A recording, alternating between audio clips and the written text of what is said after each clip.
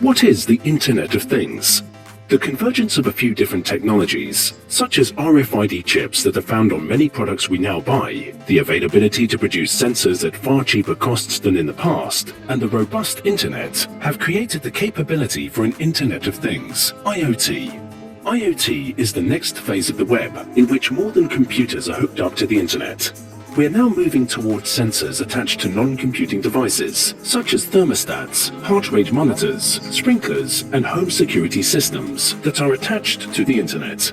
This allows for the remote monitoring, control, and checking of the status of the device attached to the sensor.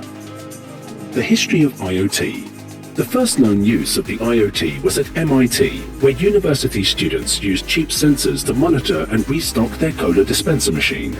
More progress towards the IoT was made around the time of 1994, when a journal article by Reza Raji proposed the idea of moving packets of data in order to automate homes and factories. Around the mid-1990s, Microsoft, Novell, and several other companies began working on similar ideas. 14 years later, around 2008, IoT was rapidly expanding. There were more things than people attached to the Internet. How does IoT work? An IoT system consists of sensors and devices which talk to the cloud through some kind of connectivity.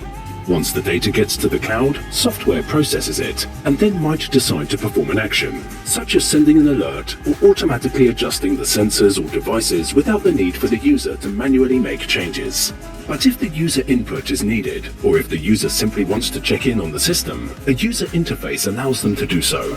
Any adjustments or actions that the user makes are then sent in the opposite direction through the system, from the user interface to the cloud, and back to the sensors or devices to make the requested change.